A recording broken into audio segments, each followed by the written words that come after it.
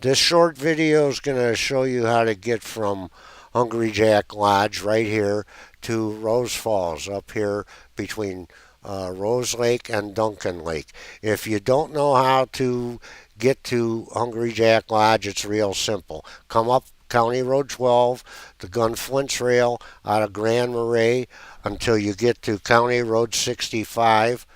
Which is also Hungry Jack Road. Take a right on Hungry Jack Road, stay to the left, follow it around, and you will eventually get to a point where you'll see a large arch and sign for Hungry Jack Lodge. Come down to go under the arch and go all the way to the end of the road. Down at the end of the road, you'll find the main lodge and the bait house and what have you. If you don't own your own canoe, I suggest you rent one at Hungry Jack Lodge. You'll leave from this point, and you'll end up going around the point of the peninsula, follow the north shore, and you'll eventually come to a bay about a half a mile down from Hungry Jack Lodge. Head into the bay, just about dead center in the bay. You're going to see a worn spot a little bit. You don't need to unload your canoe. Just pick it up and carry it flat straight across to a well-worn path straight across to Bearskin Lake. Once you start paddling on Bearskin Lake, you want to end up in this northwest bay. Kind of head north and then turn northwest into the bay and towards the portage going to Duncan Lake. The portage from Duncan to Bearskin is not as flat as the other short one that you did, so you're probably going to have to pick the canoe up and carry it on your head and carry your other equipment separately. Start up the trail, you'll climb slightly to around this point, then it'll level off and be pretty level until here. It'll start dropping slightly to here, and then from here on down to the lake shore on Duncan, it will be a little bit steeper, but it's not real bad. Once you get to the shore of Duncan, you're probably going to want to rest a little bit after the portage. Just take your time, relax, take a couple of pictures, what have you. Once you start paddling on Duncan, I suggest you stay relatively close to shore because Duncan can get somewhat rough if the wind is strong out of the north or northwest. You're going to come up to this far corner right at the very tip. As you go up, that little finger, it's going to get narrower and shallower. Once you get to the end, a little bit to the left, you'll find kind of a flatter, muddy spot. Get out at that flat, muddy spot. Pull your canoe off to the side unless you plan on portaging into Rose. I don't recommend portaging into Rose Lake unless you're in pretty good shape. It's not hard to get down to Rose, but it is a little bit difficult coming back up.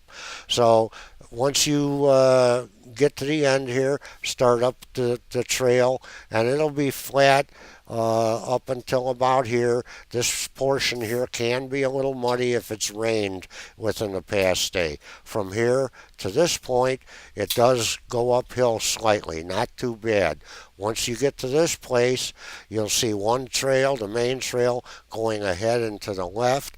You'll also see a small footpath going off to the right. I highly recommend taking the small footpath to the right. About a block down, you'll see a small footbridge. Cross over the footbridge, you'll end up high up on the shore of Rose Lake with a really good view of Canada on the other side and what have you. It's gorgeous, great place for pictures. While you're up in that area, it's a good place to have lunch or stop and rest a little bit. There's a lot of big rocks and some big pine trees. After you've rested a bit, walk back towards the footbridge, but don't cross it. Over in this area here, you will find a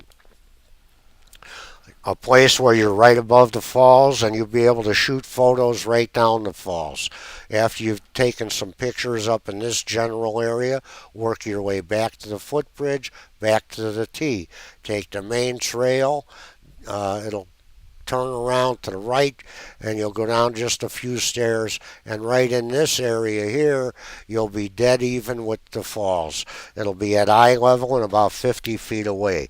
If it's really warm, you can climb down into the gorge. There's a pool at the bottom.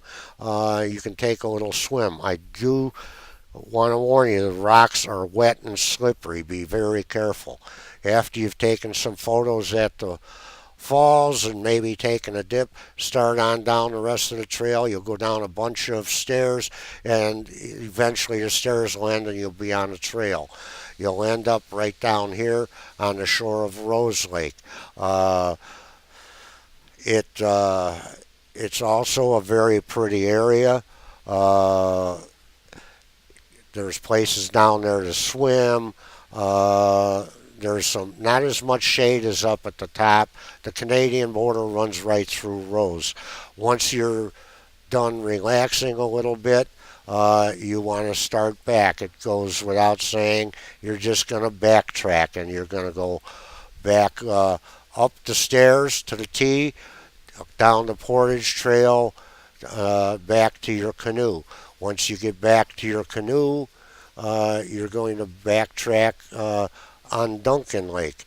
You're going to go back to the portage that goes to Bearskin. After you get there, do the portage back to Bearskin, paddle back over to the portage which goes to Hungry Jack, and you're almost all done.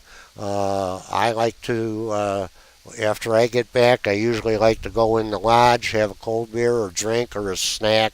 They do have things to eat and drink there. They also serve dinner, but you do need 24-hour reservation for dinner. So I would suggest that if you plan on having dinner, you call the evening before, make a reservation, and then after you get back from your canoe trip, you can relax a little bit, have a nice dinner in their gorgeous dining room. Total trip time should be between 3 and 5 hours. 3 hours and you're rushing it. 5 hours you're stretching it out. Normal is about 4 hours. I know I went a little bit fast, but there are time limitations for video on YouTube. As a result, it was necessary. Enjoy yourself. Enjoy Hungry Jack Lodge. I hope you take the trip and enjoy the trip.